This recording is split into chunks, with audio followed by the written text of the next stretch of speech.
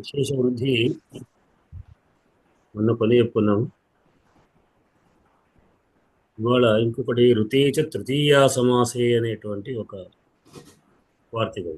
ఈ విశేష వృద్ధిలోనే దాదాపు వార్తికాలే ఉన్నాయి. నమస్కారం. దీంట్లో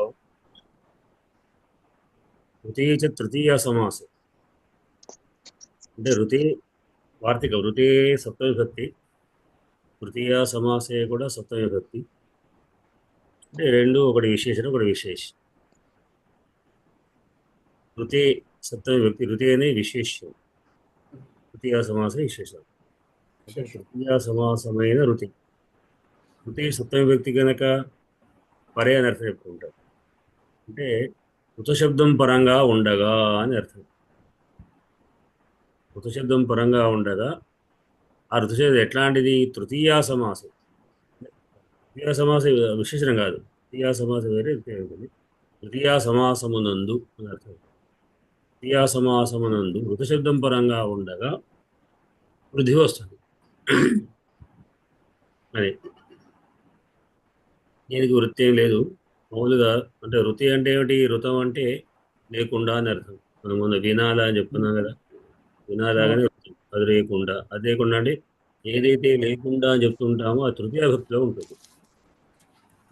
ఏదైతే వద్ద అనుకుంటా వీణా శబ్దం కానీ శబ్దం కానీ కొన్ని ఉన్నటువంటి తృతీయ పదంతో అలం, తేన అలం, దాంతో చాలు అంటే అది వద్దు అని అర్థం. అంటే తేన వినా, అది లేకుండా. వినా వచ్చినప్పుడు తృతీయ అని, శబ్దం వచ్చినప్పుడు అంటే ఋత అంటే లేకుండా అని అర్థం. ఏదైతే లేదు అని మనం చెప్పదలుచుకున్నామో అది తృతీయ విభక్తిలో ఉండాలి. అది ఋతం. అది ఋతం అంటే లేకుండా. ఇక్కడ ఉదాహరణ ఏమిటి? సుఖార్థ ఉంది. సుఖార్థ అంటే సుఖేన ఋత. సమాసం ప్రకారంగా అర్థం చేసుకుంటే సుఖంతో ఆర్త ఋత. సుఖంతో లేకుండా అంటే సుఖం లేకుండా అని అర్థం అవుతుంది. అది వచ్చేటువంటి అర్థంలో సుఖం లేకుండా అని వాడే సమయంలో సుఖేన ఋత అని వాడాలి. విడిగా అయితే సుఖేన ఋత. ఒకవేళ కలిపి చెప్పితే సమాసం చేసుకుంటే సుఖార్థ. ఇప్పుడు ఎట్లా అంటే సుఖ ప్లస్ ఋత. సుఖ అనే శబ్దానికి తృతీయాభక్తి అర్థంలో కలిగిన సుఖ శబ్దానికి మాత్రమే ఋత అనే వాడినప్పుడు సుఖ ప్లస్ ఋత. నిజానికి ఇక్కడ ఏం రావాలి? మనకు గుణం రావాలి. కర్త కావాలి. అదేం కూడా సూత్రం కావాల్సిందే. కానీ ఈ వార్తికం ఖండిస్తూ వృద్ధి మాత్రం చెప్తున్నాయి. చెప్పడం చేత రు ఉంది కదా, రుఖాలో అకారానికి రు అనే రుకారం పరంగా ఉంది కనుక అకార రుకార స్థానములో ఆను వృద్ధి. వృద్ధి అంటే వృద్ధి రాదేశం వృద్ధి. ఉరండ్రబల సూత్రము రేపు వస్తే ఆరు వచ్చి సుఖార్థ అవుతుంది. ఇది అయితే ఇక్కడ ఒక ప్రశ్న వచ్చింది. తృతీయ అని ఎందుకన్నావు? తృతి కిం అని మన ఒక వృత్తిలో అడుగుతుంటాయి. ఏ శబ్దం ఋత శబ్దం ఉంటే వృద్ధి చేసుకుంటే సరిపోతుంది కదా, కేవలం తృతీయ సమాసం మాత్రమే అని ఎందుకు అంటున్నావు అంటే పరమ ప్లస్ ఋత, మిక్కిలి అని అర్థంలో పరమ. ఈ తృతీయ సమాసం విశేషణమైంది పరమ అనేది. పరమర్థ. పరమశబ్దంలో అకారానికి ఋత శబ్దం రుకారం పాలంగా ఉన్నప్పుడు ఇక్కడ ఇది మిక్కిలి అనే వచ్చింది. ఇక్కడ రాకుండా ఉండడానికి కొరకై అంటే ఇక్కడ లేదు వివరణ. దాన్ని నిషేధించడానికి తృతీయ పదం వాడవచ్చింది. కేవలం తృతీయాలు మాత్రమే వస్తుంది కానీ విశేషణాలు ఇంకా వస్తుంది కానీ అంటే రాదు కనుక ఇక్కడ రాదు అని. పరమర్థ అనేది కానీ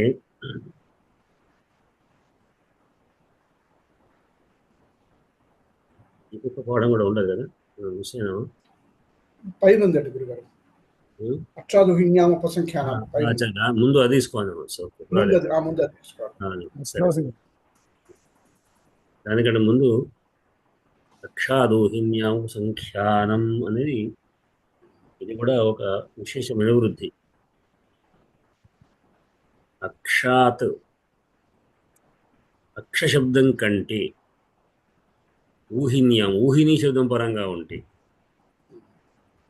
ఇవన్నీ దాదాపుగా ప్రసిద్ధమైనటువంటి వార్తీకారుడు వాటన్నిటికీ ఒక స్టాంప్ వేస్తున్నారు అనమాట. ఇది కూడా వృద్ధి తీసుకోవచ్చు అని. అంటే ఇది పాణిని యొక్క సూత్రాల్లో మనకు కనబడదు వృద్ధి అనేది. ఆయన వ్యతిరేకించడం కానీ లేకుంటే దీనికి అదే కూడా కాదు. అదే సూత్రాలు కొన్ని వెళ్తే వీటిని సవరించడం కొరకు మీరు చేస్తుంటారు వృత్తికారు. వృత్తికారుల యొక్క ధర్మం ఏమిటంటే ఎక్కడైనా ఆయన దృష్టిలో పడకుండా ఉన్నటువంటి వాటిని మళ్ళీ ఇట్లా కూడా చేయవచ్చు చెప్పడం అప్పటికే ప్రసిద్ధమైనటువంటి కనుక అక్షశబ్దం కంటే పరంగా ఊహిని శబ్దం ఉన్నప్పుడు ఈ జనరల్గా మనం చెప్పుకుంటుంది పంచవిభక్తి ఎప్పుడు వాడతామంటే ఏకాదేశం అప్పుడు పంచవిభక్తి వాడుతుంటాం. అక్షశబ్దానికంటే పరంగా ఊహిని పరంగా ఉంటే అప్పుడు ఊహిని అంటే ఊహిని సైన్యం అక్ష ప్లస్ ఊహిని ఇక్కడ కూడా గుణం రావాలి కానీ ఈ సూత్రం ద్వారా వృద్ధి వస్తుంది. వస్తే అక్ష ప్లస్ ఊహిని అకార ఊకార స్థానంలో ఔకారం వచ్చి ఔక్షౌహిణి క్ష వచ్చింది కనుక నత్వం వస్తుంది, క్షౌహిణి అవుతుంది. ఊహిని శబ్దం అది షకారం ఉంది కదండి గురుగారు, అందుకోసమే కదా షకార షకార షకార స్థానం ఉంది కాబట్టి అక్కడ నా వచ్చిన చివరికి, అంతే కదా. చెప్పుకున్నాం రేఫలు కానీ షకారం కానీ పదం ఉంటే ఆ పదంలో నకారాలు అనత్వం అవుతాయి అని. మధ్యలో ఖాళీ ఉన్నప్పటికీ కూడా అంతే. మధ్యలో ఈ ఒక్కదానికి విశేషం ఇట్లా మిగతా ఎక్కడ కూడా ఉండదు పరంగా కానీ అట్లానే మాత్రం కానీ పదంలో ఎక్కడైనా అనేటువంటి విధం మనకు చెప్పలేదు. షకారానికి ఊహినిలో అక్షౌహి మధ్యలో ఎన్ని ఉన్నాయి వర్ణాలు ఉన్నప్పుడు నకారం నత్వం వచ్చి అక్షౌహిణి సేన భారత కథలో చెప్పుకుంటే అక్షౌహిణి సేన అని అన్ని అక్షరాలు అక్షౌహిణి సేనలన్నీ కూడా యుద్ధంలో పాల్గొన్నాయని ఇది అక్షౌహిణి సేన ప్రసిద్ధమైంది కనుక దానికి అక్షరానికి ఊహిని పరంగా అక్షౌహిణి సేన. ఇవి రెండు ఇవాటి పాఠంలోని వ్యాకరణ అంశం. దీని తర్వాత రఘువంశ శ్లోకం చూసుకుందాం. రఘువంశి మొన్న మనం ఎప్పుడో చెప్పుకోవాల్సిన ఆ రోజు 16 శ్లోకం కానీ 15 శ్లోకం చూడండి. 15 శ్లోకం చెప్పలే కదా చెప్పలేదండి. సంచారపూతాని దిగంతరాణి ఋత్వాదినా అంతే నిలయాయ గంతుం ప్రచక్రమే పల్లవరాగతామ్రా ప్రభా పతంగస్య మునిశ్చ ధేనుః. సంచారపూతాని దిగంతరాణి ఋత్వాదినా అంతే నిలయాయ గంతుం ప్రచక్రమే పల్లవరాగతామ్రా ప్రభాపతంగస్య మునిశ్చ ధేనుః. శ్లోకాన్ని శ్రీదేవి గారు చెప్పారు.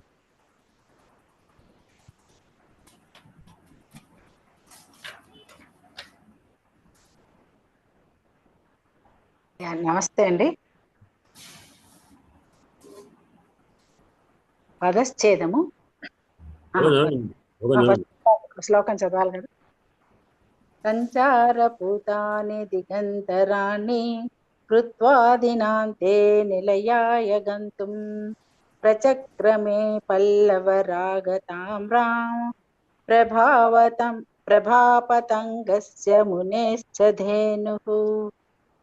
పదశ్చేదము సంచారపూతాని దిగంతరాణి కృత్వా దినాంతే నిలయాయ గంతుం ప్రచక్రమే పల్లవరాగతామ్రా ప్రభా పతంగస్య మునేః చ ధేనుః. వీటి విభక్తి చెప్పగలుగుతారా?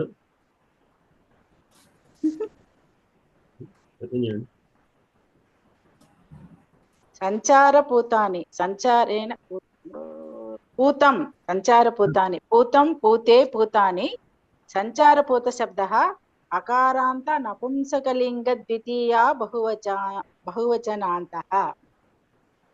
దిగంతరాణి దిశాం అంతరాణి దిగంతరాణి అంతరం అంతరే విసర్గలు దిగంతరాణి అంటే విసర్గలు లేవు. దిగంతరాణి అంతరం అంతరే అంతరాణి. దిగంతర శబ్దः అకారాంత నపుంసకలింగ ద్వితీయా బహువచనాంతః. కృత్వా త్వా ప్రత్యయాంతం అవ్యయం. దినాంతే దివస్య అంతః దినాంతః దినాంతః. దినాంతే అంతే అంతయోః అంతేషు. దినాంత శబ్ద అకారాంత పుంలింగ సప్తమ్యేకవచనాంతః. నిలయాయ నిలయాయ నిలయాభ్యాం నిలయేభ్యః. నిలయ శబ్దः అకారాంతః పుంలింగः చతుర్యేకవచనాంతః. గంతుం తుమున్నంతమవ్యయం. ప్రచక్రమే ప్రచక్రమే ప్రచక్రమాతే ప్రచక్రమిరే ప్రేతు పసర్గపూర్వకాత్. ప్రథమ పురుషైక వచనాంతః. పల్లవరాగ తామ్ర పల్లవస్య రాగః పల్లవరాగः పల్లవరాగ ఇవ. తామ్రాజు పడండి. తామ్ర పల్లవరాగ తామ్ర తామ్ర తామ్రే తామ్రాః. పల్లవరాగ తామ్రా శబ్దः ఆకారాంత ఆకారాంత స్త్రీలింగ ప్రథమైక వచనాంతః. ప్రభా ప్రభా ప్రభే ప్రభాః. ప్రభా శబ్దः ఆకారాంత స్త్రీలింగ ప్రథమైక వచనాంతః. పతంగస్య పతంగస్య పతంగయోః పతంగానాం. పతంగ శబ్దः అకారాంత పుల్లింగ షష్ఠైక వచనాంతః. మునేః మునేః మున్యోః మునీనాం. ముని శబ్దः ఇకారాంత పుల్లింగः షష్ఠైక వచనాంతః. చ అవ్యయం. ధేనుః ధేనుః ధేనూ ధేనవः. ధేను శబ్దः ఉకారాంత స్త్రీలింగ ప్రథమైక వచనాంతః.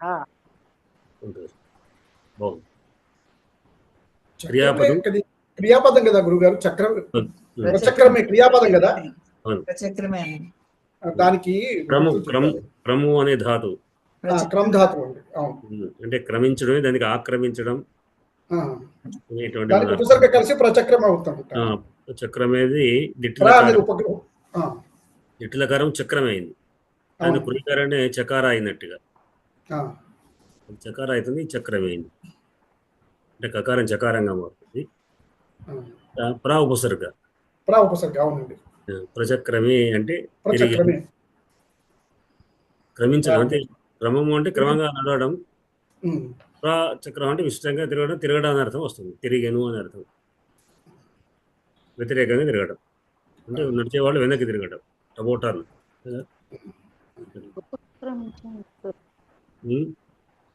ప్రచక్రమే అంటే ఉపక్రమించట అని ఇచ్చారు కదా, అర్థం అని అంటున్నాను.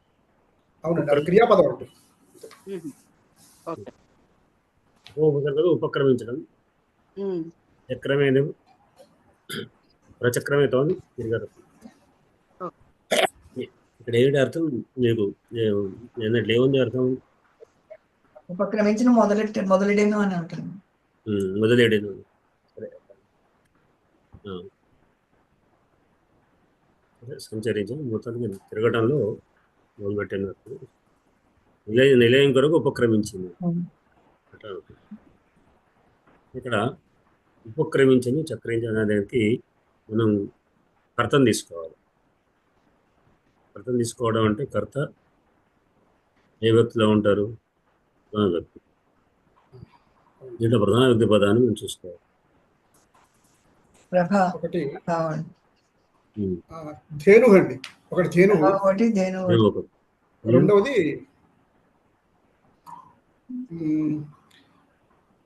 పతంగస్య ప్రభ. పతంగ అంటే సూర్యుడు కదండి, సూర్యుడు అండి. తీసుకోవాలా? తస్య ప్రసంగస్య ప్రభ తీసుకోవాలా?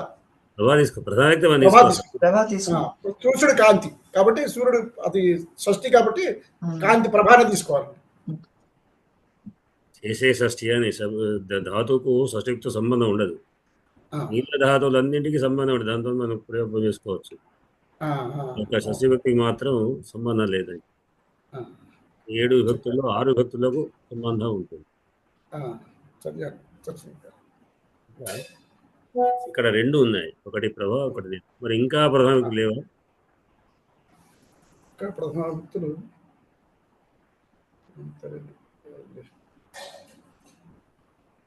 పల్లవరాగత్రామ ఆ, పల్లవరాగతామ్రా ఉమ్. అనేది కూడా ఒక విశేషం. అయితే ఇక్కడ ప్రభా ఒకటి, ధేను చా కూడా ఉంది కనుక కూడా అని అర్థం. అంటే రెండు రెండు కూడా ఇక్కడ మనకు ప్రధానమైన కర్తవ్యం. అంటే ఒకటి విశేష విషయం కాక రెండింటిని చెప్తున్నాడు. రెండు కలిపి ఒకటే ప్రచక్రమైన ఏకవచనమే కానీ చా అంటే అది కూడా అని. చా అని చెప్పడం చేత రెండు తెలిపిన ఒకళ్ళు చెప్పి రాముడు వెళ్ళాను, లక్ష్మణుడు కూడా అన్నప్పుడు వెళ్ళేది బహుజనం అక్కర్లేదు, అట్లానే అన్నట్టు. కాకపోతే ఇక్కడ ఒకదానికి ఒకటి ఉపమాన ఉపమేయాలుగానే అనుకోవచ్చు. కానీ ఏంటంటే ఇట్లా కూడా రెండింటిని చెప్పుకోవచ్చు. ఇంకా ప్రభాకి అది విశేషం కాదండి, విశేషణం కాదా తామ్ర అన్నది? ప్రభాకి విశేషం కాదా? విశేషణగా అమ్ర విశేషణాలే. నేను ప్రభా మాత్రమే, ప్రభా ధేను రెండు పదాలు. ప్రభాదేను రెండు ఉన్నాయండి. అవును, ప్రచక్రమే అంటే ప్రభా ప్రచక్రమే, అవును. ధేను ప్రచక్రమే. కాకపోతే ధేను ప్రస్తుతం అప్రస్తుతమైంది ప్రభా. ఇట్లా ఇక్కడ ధేనువు తీసుకున్నప్పుడు కూడా ధేను అంటే ఎవరి యొక్క ధేను? మునే ధేను. మునే ధేను, ముని యొక్క ధేనువు ఎట్లాంటిది? ఎట్లాంటి అంటే పల్లవరాగ తామ్ర. పల్లవ ఉలవలే రాగ ఎరుపైనటువంటి తామ్రవర్ణం కలిగినటువంటి, తామ్రవర్ణాలు కలిగినటువంటి ప్రభా కూడా అంతే. సాయంత్రకాలం ఉన్నటువంటి సాయంత్రకాలం ఎప్పుడు అంటే దినాంతి అని చెప్పుకున్నాం. దినాంతమునందు ఉన్నటువంటి సూర్యుని యొక్క కాంతి పల్లవ తామ్రమైంది, ఎర్రగా ఉంటుంది కూడా అటువంటిది. ధేను పల్లవరాగ తామ్ర ప్రచక్రమే తిరిగింది. ఎక్కడికి? దేని కొరకు ఉపక్రమించింది? గంతుం, వెళ్ళుటకు ఉపక్రమించింది. గంతు వెళ్ళుటకు ఉపక్రమించింది. అంటే ఎక్కడికి వెళ్ళుటకు?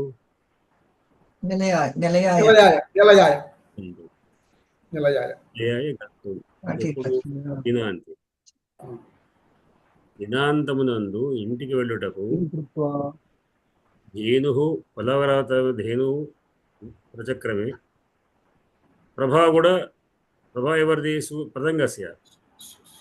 గచ్చతీతి పతంగ అది నువ్వు పడుకుంటూ లేచుకుంటూ పోతున్నటువంటి వాడు. పతంగము యొక్క కాంతి కూడా నిలయాయ గంతు ప్రచక్రమే.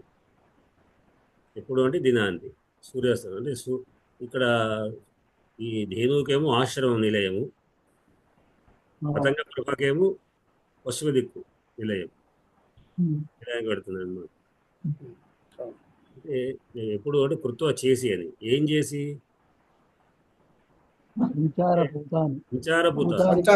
పవిత్రం చేసి, సంచారము చేత పూతాని పవిత్రములుగా చేస్తున్నారు. పవిత్రములు గలదానిగా చేస్తున్నారు.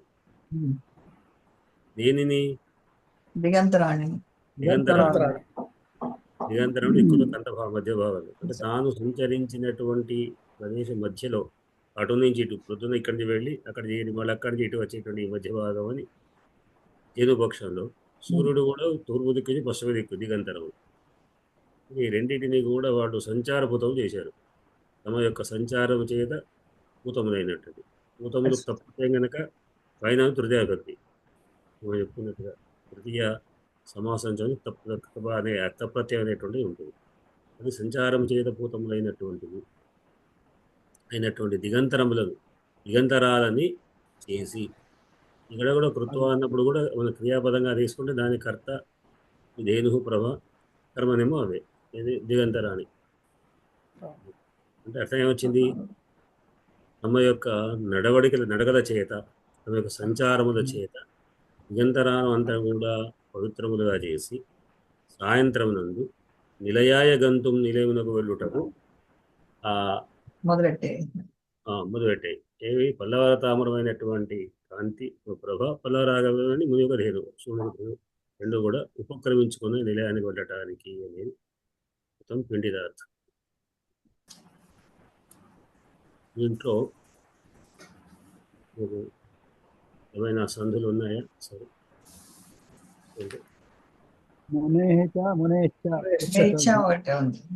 పతంగస్య పతంగస్య. పతంగస్య షష్ఠి మునేః సంధే కదండి. విభక్తి. మునేచ్ఛ పతన్నుగా పతంగా అయింది అనుకోండి. మీరు అన్నట్టు దిగంతరాణి పన్ను అనేది పతంగా అనేటువంటి అనుస్వరంతో నకార స్థానంలో గకారక పంచమాక్షర పతంగా మామూలుగా పతన్ను గా మునేహ మునేశ్చ ఇంకేం దినాంతే దినాంతే సవర్ణ తీరుస్తుంది. అంతే. ఇంకా ఏమీ లేవు. ఈ దిగంతరాణి దిక్కు అంతరాన్ని దిక్కు అంతరాణి దిగంతర. భద్రే గారు ఇవాళ మీ కొరకు ఎదురు చూసి మీరు పాట చెప్తారు అనుకో. ఎవరు? భద్రయ్య సార్ చెప్పమన్నారు. అదే సార్ రాలేదా ఇప్పటిదాకా? అంటే ఇవాళ అనుకున్నాం కదా వాడి వారు చెప్పారు మనవాడు ఇంకేవాడేస్తాడు కదా. ఇంకేవాడేస్తాడు. ఏది చాలా జాగ్రత్తగా ఉండాలి. 15 minutes లోపల మొత్తం ఏమైనా విశేషాలు అడగ వారు చెప్తారా? అయ్యా నేనుగా తొందరనే పాట ముగిద్దాం అనుకుంటున్నాను. మీరు ఏదైనా చెప్తారా సార్? ఇక్కడ విశేషం ఏమిటి అంటే ఆ ధేనువు యొక్క వర్ణము పల్లవరాగ తామ్ర. మామూలుగా ఏ చిగురుటాకు చూసినా రాగి రంగే కలిగి ఉంటుంది. మనం రాగి ఆకు చూసుకున్నా, మరొక వేప చిగుళ్ళు చూసుకున్నా, మరి ఏ చిగురు తీసుకున్నా ఆ చిగురుకు ఉండేటటువంటి లక్షణం పల్లవరాగ తామ్రం రంగు వర్ణాన్ని కలిగి ఉంటుంది. ఆ ఆవు కూడా మామూలుగా ఆవులు కూడా చాలా వరకు ఈ తామ్ర వర్ణాన్ని కలిగే ఉంటాయి. ఏది లేకపోతే ఈ ఆవతే ఉంది. ఈ ఆవు అయితే ఉంది. ఇది సహజంగా దీనికి ఉన్నటువంటి వర్ణం. కానీ సూర్యుడికి సూర్యాస్తమయ సమయంలోనే ఈ వర్ణం వస్తుంది. ఈ వర్ణకాంతి సూర్యాస్తమ సమయంలో దినాంతంలో వస్తుంది. కాబట్టి ఇక్కడ ఈ రెండింటికి సమాన ధర్మం. ఇదే వర్ణము అక్కడ సూర్యుడు అందుచేతనే ఇది ఉపమానోపమేయాలైనాయి. ఉపమానోపమేయ. తర్వాత ఇంకొకటి ఏంటంటే సంచారపూతాని. సంచారపూతాని అంటే సంచారం చేయడం వల్ల పూతాని పవిత్రం చేయడం. మామూలుగా ఒక ఆవును మన గృహప్రవేశానికి ఇంట్లో ఎందుకు తీసుకొస్తాము? ఆ ఇల్లంతా తిరిగితే పవిత్రం అవుతుంది అని. అలాగా ఒక ఆవు, ఆ ధేనువు ఆ అడవిలో ఒక చోటు నుంచి మరొక చోటికి తిరిగింది అంటే అది నందిని ధేనువు కావడం, ముని యొక్క ధేనువు కావడం వల్ల అదంతా కూడా పవిత్రమైనటువంటి దాని నడక ద్వారా ఆ ప్రాంతాన్ని పవిత్రం చేస్తుంది అని. తర్వాత సూర్యుడి ప్రభా కూడా అదే పరిస్థితి. దిగంతరాణి ఏదైతే దిక్కులు దిశలు అంతరంగా కలిగి ఉన్నటువంటి ఎక్కడి నుంచి ఎక్కడికి ప్రారంభమైందో అక్కడి వరకు అంతమైనటువంటి దాన్ని అంతా కూడా ఆ కాంతి ద్వారా సంచారభూతాన్ని అది కూడా అక్కడ పవిత్రం చేస్తూ ఉంది. ఏది? సూర్యుడి యొక్క కాంతి. ప్రభా పతంగస్య. ఇక్కడ పతంగ అనే పదం ఎందుకు వాడుకున్నాడు సూర్యుడికి అనేది మాత్రం గురువు గారు చెప్పాల్సింది. ఎందుకంటే సూర్యుడికి చాలా పదాలు ఉన్నాయి. మామూలుగా పతంగం అంటే పక్షి అనే అర్థం ఉంది. పతంగము, గ్రద్ద అనే చాలా అర్థాలు. ఆకాశంలో తిరిగేది ప్రతిదీ పతంగమే. కానీ ఇక్కడ సూర్యుడికి ప్రత్యేకంగా పతంగము అని ఎందుకు వాడుకున్నాడు అనేది పెద్దలు చెప్పాల్సింది. తర్వాత ఈ ప్రచక్రమే అనేటటువంటిది అంటే ఉపక్రమించింది. అప్పటికి ఇంకా వెళ్ళలేదు పూర్తిగా. వెళ్ళడానికి తిరిగింది, వెనక్కు తిరిగింది. ఎక్కడికి? నిలయాయ గంతుం. అంటే ఇక్కడ పశ్చిమాద్రికి సూర్యుడు తిరిగాడు. ఈ ఆవు తన ఆశ్రమానికి వెనక్కు తిరిగింది, మళ్ళింది అని అర్థం. తర్వాత ఇంతకంటే ఇంకా ప్రభాకమైనటువంటిది ఏంటంటే సంచారభూతాన్ని దిగంతరాన్ని కృత్వా దినాంతే. ఇక్కడ దినాంతము కావడం అనేటటువంటిది అంటే అక్కడ పరిక్రమ పూర్తయింది. ఏదైతే పవిత్రత చేయవలసిన పని చేసిందో అది వెనక్కిడుతుంది. ఇక్కడ పవిత్రత ఏం చేస్తుంది అనేది మనకు తర్వాత అంశంలో తెలుస్తుంది. ఎందుకు అది పవిత్రమైంది, ఏ రకంగా పవిత్రం చేయబడింది అని. చేసింది అయిపోయింది కదా, ఇలా ముందు దిగాల్సిన ఏమీ లేదు. పల్లవరాగ తామ్ర ప్రభా పతంగస్య మునేహ ధేను చ ధేను. ఈ రకంగా ఆవు సూర్యుడు రెండు కూడా ఒకే రకమైనటువంటి లక్షణాలను కలిగి ఉన్నాయి. సాయంత్రం కల్లా అవును. అన్నింటికీ ఒకే రకమైనటువంటి ఉపమాన ఉపమేయాలు ఒకే రకమైనటువంటివి ఇవ్వడం జరిగింది. సూర్యుడు ఆ తామ్రవర్ణాన్ని కలిగి ఉన్నాడు. దిశలన్నీ ఉదయం నుంచి సాయంత్రం వరకు ఆ దిశ అంతా తిరిగాడు. తను పశ్చిమాద్రికి వెళుతున్నాడు, నిలయానికి గంతుం. ఆయన కూడా నిలయానికి గంతుం ప్రచక్రమే. ఆవు కూడా అలాగే సంచారభూతాన్ని అన్ని చోట్ల పవిత్రత చేసుకుంటూ, తనకు తిరిగిన ప్రాంతం అంతా కూడా పవిత్రత చేసుకుంటూ, అది కూడా నిలయాయ గంతుం ప్రచక్రమే, తన ప్రాంతానికి తను వెళ్ళడానికి ఉపక్రమించింది అనే అర్థం వచ్చింది. అయ్యా ఇది నాకు తెలిసినంత. ఆవు గురించి మాత్రం అద్భుతమైన విషయం చెప్పారు సార్ శర్మ గారు. అయ్యా ఆవు గురించి సంచారపోతాన్ని ఆవు తిరిగిన ప్రదేశం పవిత్రం అవుతుంది అనేటువంటి మాత్రం చాలా చక్కని విషయం మీరు బయట పెట్టారు. చక్కగా చెప్పారు. అవును. అందుకే గోధూళి అనేది మనకు ప్రసిద్ధమైనటువంటి ఉంది. గోధూళి అనేటువంటి ముహూర్తం ప్రొద్దున గోధూళి వేళ. సాయంత్రం టైంలో ప్రొద్దున వెళ్ళేటువంటి కూడా ముహూర్తం చేసి గోధూళి ముహూర్తం అంటారు. గోవు యొక్క ధూళి పడడం చేత పవిత్రత్వం పడుతుంది అనేటువంటిది అప్పుడు ఏం చూసుకోనక్కర్లేదు. ఏమి చూడక్కర్లేదు. గోధూళి వేళలో ఏ వర్జ్యం అవన్నీ ఏమి ఉండవు. ఏ పనైనా ముహూర్తం ప్రయాణానికి ముఖ్యంగా గోధూళి వేళ మంచిది అని చెప్తా. అయితే ఈ ఈ అలంకారం చాలా ప్రత్యేకంగా ఉంది సార్. దీనికి ఏమన్నా ప్రత్యేకమైన పేరుందా? అది తుల్యయోగిత అలంకారం అండి. ఇది మూడినా? తుల్యయోగిత అలంకారం, దీన్ని తుల్యయోగిత అలంకారం అంటారు. మళ్ళీ చెప్పండి అయ్యా. తుల్యయోగిత తుల్యయోగిత అలంకారం అంటే తుల్యయోగిత, వర్ణ్యములకు గాని తుల్యంగా ఉంది. అవర్ణ్యములకు గాని వర్ణ్యానాంచ. వినండి వర్ణ్యములకు గాని అవర్ణ్యములకు గాని ధర్మైక్యమును చెప్పిన ఎడల తుల్యయోగిత అగును. వర్ణ్యాన ధర్మైక్యం తుల్యయోగిత అని. తుల్యయోగిత. అక్కడ ఉపవాసకం అవి లేవు, సమాన ధర్మాలు ఉన్నవి. ఇక్కడ సూర్యకాంతి నందినీ దేవును ప్రస్తుతాలు గంతుం ప్రచక్రమే వెల్లుటకు ఆరంభించిన ఉభయమునకు సాధారణ ధర్మము కనుక ఇది తుల్యయోగిత అలంకారము. వర్ణ్యానాం అవర్ణ్యానాంచ ధర్మైక్యం తుల్యయోగిత అని. వర్ణ్యానాం ఇతరేషాం వా ధర్మైక్యం తుల్యయోగిత అని ఇక్కడ ఇచ్చాడు. నేను చంద్రలోకం రక్షించాను. మీరు మరి ఇంకేది? చంద్రాలోకం అదే ఇక్కడ ఈ రామారావు అదే కోటి చేశాడు. రామారావు ఇచ్చాడు.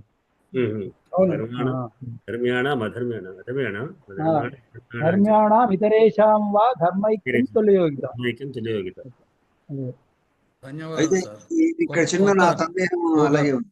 కొత్త అలంకారం తెలుసుకున్నాం. పతంగస్య అని ఎందుకు వాడుకున్నాడు? ఇదేమన్నా ప్రత్యేకమైన కారణం ఉన్నదా? ఏమిటి? పతంగస్య అనకుండా దివాకరస్య అనుకోవచ్చు, లేకపోతే భాను. ఇక్కడ ఏమంటాడు? పతతి ఆకాశే గచ్చతి పతేరంగచ్చ పక్షిణి త్యంగచ్చ సూర్య విహంగ అంటే గమనంలో గొప్పతనాన్ని వాడే చెప్పేటువంటి ఆకాశంలో పోయేది అని అర్థం. ఇక్కడ విహంగానికి మునికి ఉదాహరణ. మునికి నేనొక్క నా బుర్రలో పుట్టినది ఒక్కటి చెప్పమంటారా? ఇక్కడ దేనుకు సంబంధం కాదు, మునికి. అయ్యా నేను ధేనువుకి సంబంధం ఎట్లా చెప్తున్నానంటే, ఏదైనా ఒక ధేనువు అంటే ఒక పసరాన్ని మనము తాడుతో బంధిస్తాం. అది స్వేచ్ఛగా తిరిగినా గానీ మళ్ళా అది తన యొక్క ఆ స్తంభం దగ్గరికే వస్తుంది. ఇది దీనికి ఉన్నటువంటి లక్షణం. ఒక తాడుతో బంధింపబడుతుంది. దీనికి ఒక చిన్న కథ కూడా ఉందండి. సరే, మీకు సమయం ఎక్కువ లేదు, నేను చెప్పను. తాడు కట్టినట్టు మనం నటించినా గానీ అది అక్కడి నుంచి కదలదు. ఆవుకున్న గొప్ప గుణం అది. తాడు కట్టినట్టు, మెడ మీద తాడేసినట్టు ఇట్లా అలాగే సూర్యుడికి కూడా చాలా రకాల 12 మిత్రాయ నమః అని పేర్లు ఉన్నప్పటికీ కూడా ఈ పతంగ శబ్దం, ఎందుకంటే పతంగానికి ఒక దారం ఉంటుంది, బంధింపబడి ఉంటుంది. అక్కడి ఆ బంధం అనేది అక్కడ దాకా మీరు ఇవాడి పతంగ అదే ఆదాటి చెప్తారు. అప్పుడు గాలిపటాన్ని తీసుకోకూడదు. ఇక్కడ గాలిపటం ఒక బంధం అనేది ఉంది. అది దృశ్యమో అదృశ్యమో తర్వాత మాట. ఇప్పుడు పతంగాన్ని వ్యుత్పత్తి చేద్దాం ఏమిటి సార్? పతన్ గచ్చతి ఇది పతంగ అది. అది పతతి గోవు ఆకాశే గోవు గచ్చతి గోవు కూడా గోవు తత్ర గతౌ. చరిస్తోంది, సూర్యుడు కూడా చరిస్తున్నాడు. అది కానీ ఇక్కడ సమన్వయం. సూర్యుడు గడకగా సూర్యుని యొక్క ప్రభ మాత్రమే ఇక్కడ ఉపమానం, గుర్తుంచుకోండి. ప్రభా అక్కడ పతంగస్య ప్రభ. సూర్యుడు పోలిక కాదు, సూర్యుడు ఓకే, పోలిక సూర్యుని కాదు, ప్రభ. అదే సూర్యుడు సూర్యుని పోలిక ప్రభ సూర్యుడు కూడా. కాంతి. సూర్యుడి ఎందుకంటే యొక్క గోవు కాంతి ప్రభ. ఇక్కడ గోవు సూర్యుడు పుంలింగము, ధేను స్త్రీలింగం గనక సూర్యునితో ధేనువుకు పోల్చడం సబబు కాదు గనక పతంగస్య ప్రభ ప్రభ అన్నాడు అక్కడ. కాంతిని మాత్రమే తీసుకున్నాడు. కనుక ప్రభా స్త్రీలింగం, ఇక్కడ ధేను స్త్రీలింగం రెండు. ఉపమాన ఉపమేయాలకు కామ్యం ఉండాలి. చెప్పేటప్పుడు సమానం ఏంటంటే లింగం కూడా ఉండాలి. అదే, అదే, విభక్తి కూడా సమానంగా ఉండాలి. అంటే ఒక లింగానికి ఇంకొక లింగానికి పోలికలు చేర్చకూడదు. అంటే ధేనువు సంచరించింది, ఈ కాంతి కూడా సంచరించింది. సంచరించి సూర్యుడి వలె అని చెప్పకుండా సూర్యుడు యొక్క కాంతి సూర్యుడు అని చెప్పలేదు, సూర్యుడు యొక్క అందుకోసం కాంతి పెరిగిందని చెప్పి. పతంగం అనేది పోనీ అక్కడ చనిపోయింది. అయ్యా సూర్యుడి ప్రభ అనుకోండి, ఆ ప్రభ కూడా సూర్యుడికి బంధించబడి ఉంటుంది. ఆ, సూర్యుడు ఉన్నప్పుడే ఉంటుంది, సూర్యుడు లేనప్పుడు ఆ కాంతి ఉండదు. అది ఏదో ఒక లాజిక్ అక్కడ పెట్టుకోకపోతే ఇవాళ దానిలో మన వేదికలోకి పార్వతీశం గారిని మనం పరిచయం చేసుకున్నాం. వాడు పార్వతీశం గారు అని చెప్పి వీరు మంచి వారు రిటైర్డ్ టీచరు, హెడ్ మాస్టర్, దేశం హెడ్ మాస్టర్. Head master. తర్వాత ఇంకోటి ఏంటంటే సంస్కృతంలో బాగా సంస్కృతం చాలా అంటే ఇంత క్రితం ఒకసారి అయిపోయింది మన విజయ్ కుమార్ ఎట్లా అయితే గ్రూప్ లేకుండా శ్లోకాలు మాత్రం బ్రహ్మాండంగా రాస్తున్నారు. అట్లానే పార్వతీశం గారు కూడా చాలా సంస్కృతంలో పాటలు రాస్తూ కనబడ్డారు.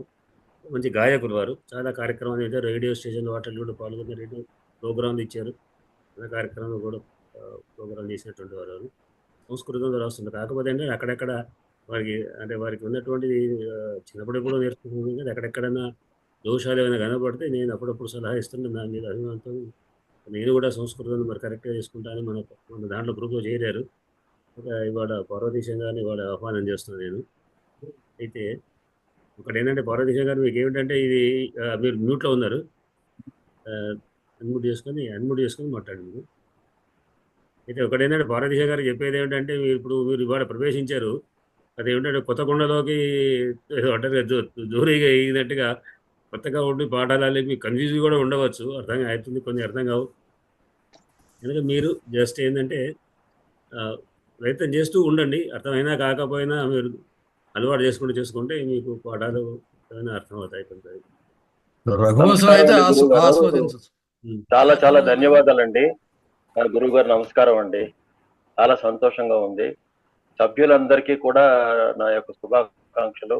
మీకు నా గురువు గారికి ప్రత్యేకమైనటువంటి ధన్యవాదాలు తెలియజేస్తున్నాను. మీకు పాఠాల విషయంలో కానీ దీంట్లో ఎవరైనా సాయం చేస్తారు, కాదంటే పాడిబడ్డ వారు కూడా ఎదురు కొంతమంది చేశారు. కాంటాక్ట్లో ఉంటే మీకు ఫోన్ నెంబర్ మన దాంట్లో దొరుకుతుంది మీ గ్రూప్లో. కాంటాక్ట్ చేస్తే కానీ మీకు వారు ఏమైనా పాఠాల విషయంలో సాయం చేయవచ్చు. మీ దగ్గర కూడా దనకొండ వారు వీరు అంతా దగ్గరనే ఉంటారు. నమస్కారం పార్వతీశం గారు, నా పేరేనండి పాటిపాడ శాశ్వరరావు. నమస్కారం. మరి గడపచ్చు, నేను నిష్క్రమిస్తాను. మీరు ఇంకేదైనా చర్చించుకుని మీ ప్రకారంగా శైలజ గారు చెప్తే శైలజ గారు తర్వాత చివరిలో ఆమె ముగుస్తుంది. శైలజ గారు, నేను ఉన్నాను, నాకు కొంచెం అర్జెంట్ పని ఉండటం వల్ల కూడా ధన్యవాదాలు. నమస్కారం, శుభరాత్రి. భద్రయ్య సార్ చెప్తారా? ధన్యవాదాలు గురు గారు. రాజయ్య గారు ప్రిపేర్ అయింటారండి. రాజయ్య గారు ప్రిపేర్ అయింటారు. నేను ఇవాళే ప్రింట్అవుట్ తీసుకున్నా. మీకు వచ్చిన ప్రింట్అవుట్స్ వచ్చినాయి రాజయ్య గారు? అన్ని వచ్చినాయి నేను పంపించింది. ప్రింట్అవుట్ ఇంకా మొన్నటి దాకా ఉన్నది వచ్చింది. వచ్చింది కదా మీకు? అన్ని వచ్చినాయి కదా? వచ్చినాయి. సరే.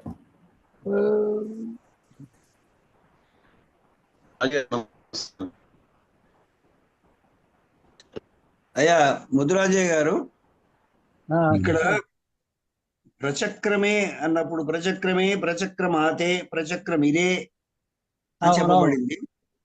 అవి అది ఒకసారి ద్వితీయ వచనంలో ఉన్నదన్నమాట. అదే అంటే ఇది కాదు కదా, అది క్రియాపదం కదా అది. క్రియాపదం ఆ. అదే ద్వితీయ. అది ప్రథమ పురుషులో ద్వితీయ అంటున్నా. ఆ, ద్వివచనం. అవునండి, వివచనం.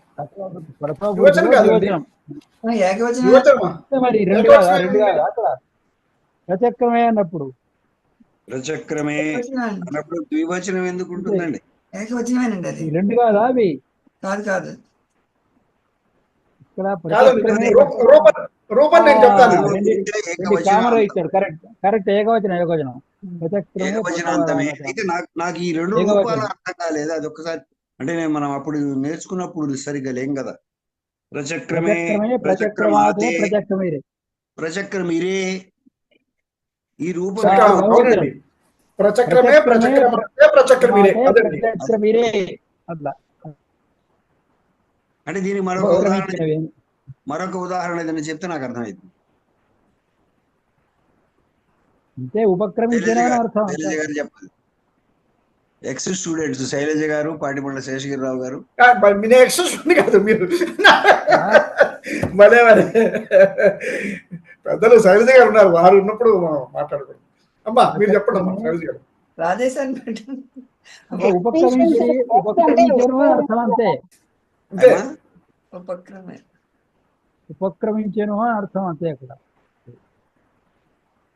సరే ఇవాళ మరో కాదు శబ్దం రేపైనా చెప్పమంటున్నారు అదే. అక్కడ విశేషం ఏం లేదండి. అక్కడ విషయం గురించి అడగలేదు అయ్యా. అంటే మరో శబ్దం చెప్పమన్నారు, మరో ధాతువు అలాంటిది చెప్పమంటున్నారు.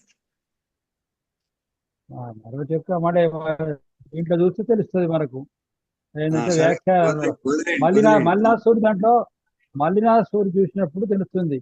సంచారేతి పల్లవస్యరాగో వర్ణ పల్లవరాగ రామోనురాగే మాత్సర్యే క్లేశాదౌ ఈ లోహిత. మిగతావేమీ నాకు సందేహం కలగలేదు ఎక్కడ. అంతే అంతయో అంతేషు అక్కడ విభక్తి ప్రకారం కనిపిస్తున్నది. గంతుం ప్రచక్రమే దానికి విషయం. మల్లినాథుడు కూడా దానికి ప్రత్యేకంగా గంతుం ప్రచక్రమే అన్నాడు అంతే. దినాంతే సాయంకాలే నిలయాయ అస్తమయాయ ధేనుపక్షే ఆలయాయ చ గంతుం ప్రచక్రమే అంతే.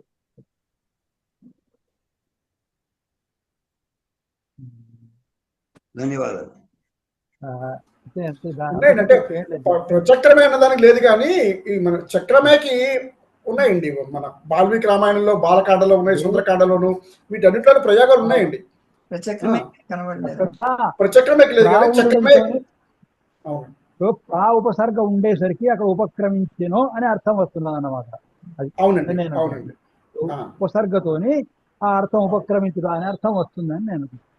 అవును, చక్రమే అన్నదానికి, చక్రమాత అన్నదానికి మాత్రం ఉన్నాయండి. చక్రమే అన్న పదానికి చాలా ప్రయోగాలు ఉన్నాయి. వాళ్ళు రామాయణంలోనే ఎక్కువ ప్రయోగాలు ఉన్నాయి. ఇప్పుడు ఏం లేదంటే ఈ సందేహాన్ని ఇక్కడ చూడండి, మహాతేజ శర్మ గారు ఇక్కడ చూడండి, వాల్మీకి రామాయణ బాలకాండలో 19వ సర్గ 1వ శ్లోకంలో మహాతేజ వ్యాఖ్యాతం ఉపచక్రమే అని ఉన్నదండి. మహాతేజ వ్యాఖ్యాతం ఉపచక్రమే అన్న శ్లోకం వాల్మీకి రామాయణ బాలకాండలో ఉన్నది. ఉపచక్రమే అన్నది. ఇక్కడ రఘువంశంలో కూడా 3వ సర్గలో 47వ శ్లోకం దాన్ని ఇక్కడ కోట్ చేశాడు రామవార. ప్రగల్భం రఘూణ సమీరితం వచో నిశమ్యాధిపతివౌకసాం నివర్తయామాస రథం స విస్మయః ప్రచక్రమే చ ప్రతివక్తుముత్తరం. అంటే ఉపక్రమించాడు అని అర్థం. ఉత్తరాన్ని చెప్పడానికి అతనైతే ఉపక్రమించాడు జవాబు ఇవ్వడానికి. అంతే అర్థం వాడబడేది. ఇంకొకటి ఏంటంటే ఇక్కడ ఇస్తున్నాను నేను చెప్పినట్టుగా, ప్రచక్రమే అంటే ప్ర ఇత్యుపసర్గ పూర్వకాత్ క్రము పాద విక్షేపే భవాది ఇత్యస్మాత్ అకర్మకాత్ కర్తరి పూతే ఎలిసి అకర్మకం అట్లా అన్నమాట. సరే పోయిన అన్నాడు, అతను ఉపక్రమించిన అన్నట్టు అట్లా ఏంటంటే అకర్మక సకర్మకం కాదు, ఇది ఇంట్రాన్సిటివ్ వర్బ్ అనమాట. ఆత్మనేపది చక్రమే వస్తుంది సార్. ఆత్మనేపది ప్రథమ పురుషైక వచనాంత అన్నాడు అట్లా. ఇదే అని వస్తుంది అన్నట్టు ఇక్కడ ప్రావచనంతో విశేషార్థం వచ్చింది ఉపక్రమణ. అదే అక్కడ ప్లస్ ప్లస్ క్రమ ధాతువు అది లిట్ లకారం కాబట్టి చక్రమే అయింది, ఉపసర్గతోటి ప్రచక్రమే అయింది. అంతే అంతే. పాద విక్షేపే క్రము పాద విక్షేపే అన్నాడు. దానికి ఉపసర్గాత్ ఉపసర్గ పూర్వకాత్ అన్నాడు అన్నమాట. ఇక ప్రచక్రమే అనేసరికి అది దాని అర్థం మారింది ఉపసర్గ వల్ల. అంతే అంతే అంతే అక్కడ. అది పరస్మయ పదం ప్రచక్రామ, పరస్మయ పదలో ప్రచక్రామ అనే ఉంటుంది. అవునండి. ఉండవచ్చు ఇక్కడ, కానీ ఇది ఆత్మనేపది అని క్లియర్ ఇచ్చాడు. సరే, ఇంకా ఏమైనా విశేషాలు చెప్తారా ఇందులో భద్రయ్య గారు?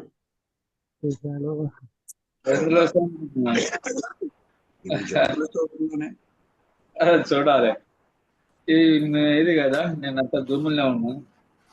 ఇప్పుడు ధేను సంచారభూతాన్ని అన్నాడు కదా, సంచారభూతాన్ని దిగంతరాన్ని కృత్వా దినాంతే నిలయాయనం ప్రచక్రమే పల్లవరాగతామ్ర ప్రభా పతంగస్య మునిష్య ధేను. పతంగస్య ప్రభా కూడా సంచారపు దిగంతరాన్ని ఆ సూర్యుని యొక్క తేజస్సు కూడా పవిత్రం చేస్తుంది అని చెప్పబడ్డది ఇక్కడ. ఇప్పుడు మీరు అన్నట్టు తుల్య యోగితను తయారు చేసింది ఏంటంటే కీలకమైన వాడు పల్లవ రాగ తామ్ర అనేది. అది సూర్యుని యొక్క కాంతికి వర్తిస్తుంది, వర్తిస్తుంది. అట్లా వశిష్ఠుని యొక్క దేనువు కూడా ఎర్రగా ఉంది. అది అదే రెండింటికి సామాన్య ధర్మాలు సమాన ధర్మాలు ఉన్నప్పుడే తుల్య యోగిత అవుతుంది.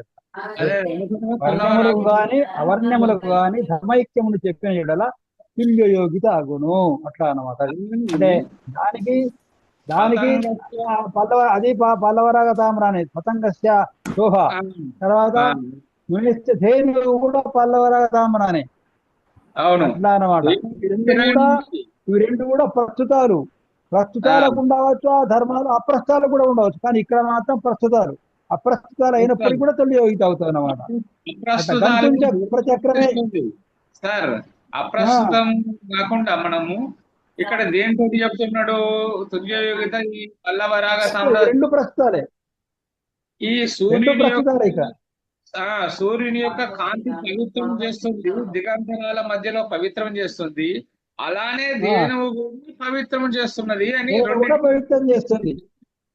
అదొకటి సామాన్య ధర్మము. తర్వాత గంతుం ప్రచక్రమే రెండు కూడా పోవడానికి ఏదో ఆరంభించినవి, అది కూడా సమాన ధర్మమే. అట్లా ఇన్ని సమాన ధర్మాలు ఉన్నాయి కాబట్టి ఇక్కడ తుల్య యోగిత అవుతుంది అట్లా అన్నమాట.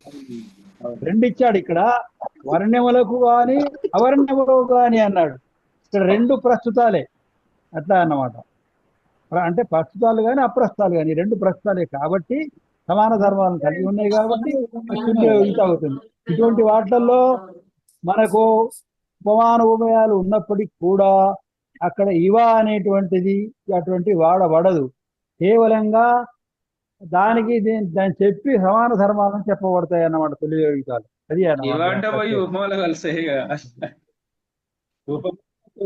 అంటే అన్నిటికీ మూలం అదే, కానీ అన్ని మూలం అదే కానీ ఇక్కడ అన్నమాట దానికి దీనికి సమాన ధర్మాలు చెప్పవచ్చు.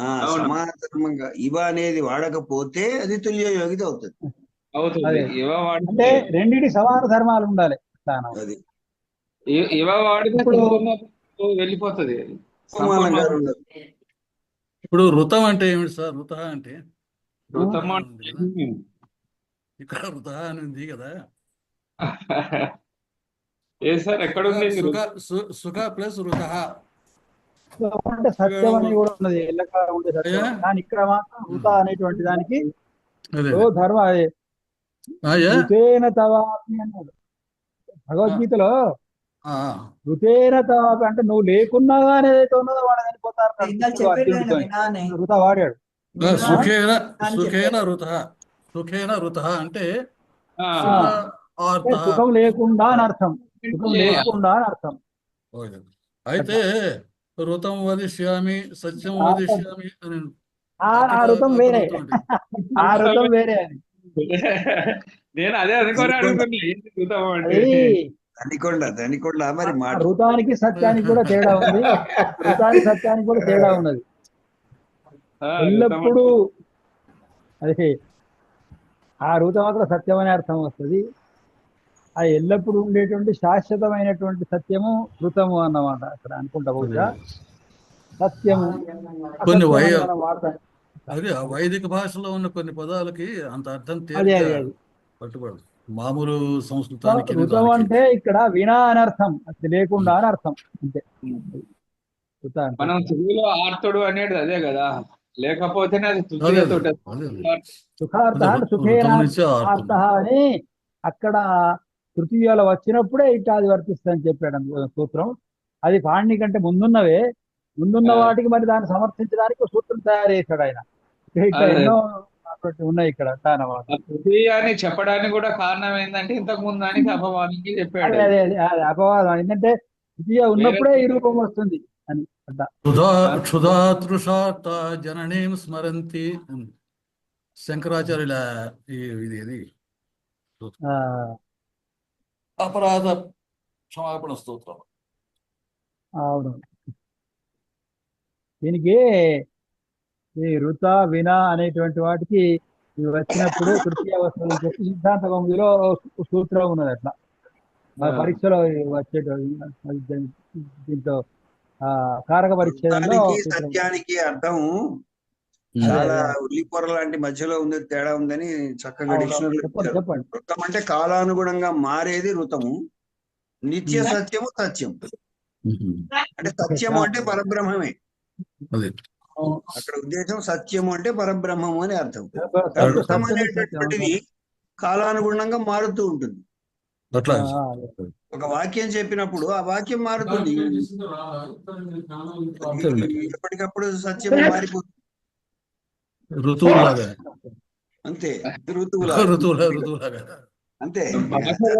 అదే భాషలోని విశేషం ఏమంటే పదాలు కూడా కాలానుగుణ్యంగా కొన్ని అర్థాలు మారుతూ పోతుంటాయి, వాటిని కూడా ఆపలేవు. ఒక సత్యం భారతంలో చీర అని వాడాడు. చీర అంటే వస్త్రం అనే అర్థంలో వాడాడు భారతం. రూఢి. అదే ఇప్పుడు ఇంగ్లీష్ లో ఏంటంటే మీట్ అంటే మాంసం అంటారు. అది సెమాంటిక్స్ లో వస్తుంది. ఇంగ్లీష్ లిటరేచర్ లో ఉన్నది, సంస్కృతంలో ఉన్నది, తెలుగులో అన్ని ఉంది. అర్థ పరిణామం అనేది మీట్ అంటే మాంసము, మాంసం అనేటువంటి మీట్ అంటే మాంసము. అయితే ఇక్కడ ఆహారం అనే అర్థంలో స్వీట్ మీట్స్ అంటాం మనం. అక్కడ అర్థం లేదు, సందర్భాన్ని బట్టి అర్థం తీసుకుంటూ ఉంటుంది అన్నమాట. బాగా ఒక పదం ఉంది, సమాధానము అంటాం. సమాధానం అంటే ఆన్సర్ అనే అర్థంలో వాడుతున్నాం, కానీ సమాధానం అంటే శాంతి అనే అర్థం ఉంది. బైబిల్ వాళ్ళు అతడు సమాధానం నొందేనో అంటారు. మనం అవుతాం సమాధానం పొందటం ఏమిటని. వాడు వాడేది కూడా కరెక్టే, సమాధానం అంటే శాంతి అని అర్థం. అది కొండవీటి వెంకట కవి చేసిండు దాన్ని మొత్తం. వాళ్ళకు ప్రత్యేక భాష సృష్టించి ఒక విచిత్రంగా తయారు చేసిండు. కొండవీటి వెంకట కవి కదండి, బైబిల్లో ఎప్పటి నుంచోనే ఉంది సమాధానం అనే పదం. లేదు, తర్జమా చేసి ఆ రకంగా తయారు చేసింది ఆయనే. సమాధి ఉన్న అష్టాంగాల్లో సమాధి ఉన్నది, ఆ ఔరంగజేబు సమాధి కూడా వస్తున్నది. శివాజీ సమాధి అంటే అర్థం వేరు, అర్థం వేరు.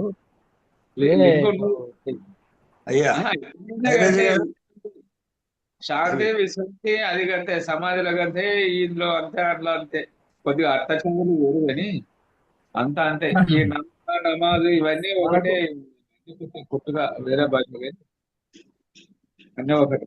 అది సందర్భాన్ని బట్టి, సబ్జెక్టుని బట్టి అర్థం మారుతుంది. వృద్ధి అన్నాడు, వృద్ధి అన్నప్పుడు మనకు ఆ ఐ ఔలు వృద్ధులు ఇక్కడ చాలా వృద్ధి చెందాడు, మేధస్సులు చాలా వృద్ధి చెందాడు అంటే అర్థం వేరే ఉంటుంది. వ్యాకరణంలో అర్థం వేరే ఉంటుంది, వ్యవహారంలో అర్థం వేరే ఉంటుంది.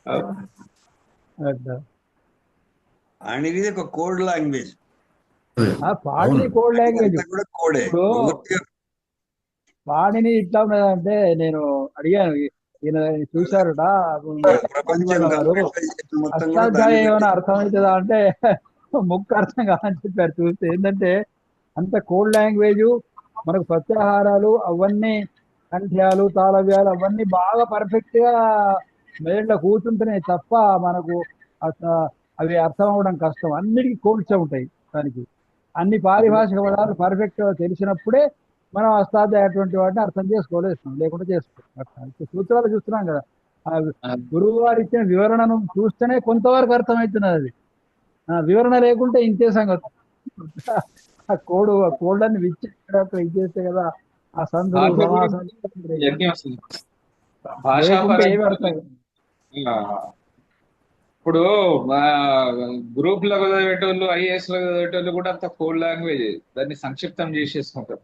ఎందుకంటే 50లు 10లు 100ల కొద్ది ఉన్నటువంటి ఏ వ్యాసాలు కానీ టెక్నాలజీ కానీ అంత కోడ్ లాంగ్వేజ్ కు చూస్తున్నటువంటి వాళ్ళు పాస్ అవుతారు. గంటేల వారు ప్రకటన చేయడానికి వచ్చినట్టున్నారు. గంటేల వారు ఏదో ప్రకటన చేయడానికి వచ్చినట్టున్నారు. లేదు సార్, నేనేం చేయటా. పార్వతీశం గారు పార్వతీశం గారా చూస్తున్నా దీక్షగా. మీరు కనపడలేదండి. వేప పార్వతీశానేనండి. నమస్కారం. నమస్కారం అండి. నమస్కారం. నమస్కారం. గంటల వారు మీరు కనపడలేదండి సార్ ఇవాళ. ఉన్నానండి. స్టార్టింగ్ లేట్, 5 minutes లేట్ అయింది. నేను ఆటలో అరటిపండుని ఏం చేస్తా ఉన్నా ఇది. ధన్యవాదాలు.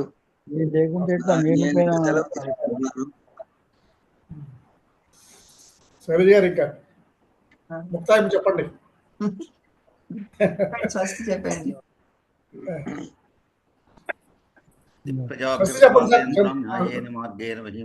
లోకా సమస్త సుఖినో భవంతు. ఓం శాంతి శాంతి. శుభరాత్రి అండి అందరికి. శుభరాత్రి. శుభరాత్రి. ఎండ్ చేస్తున్నానండి.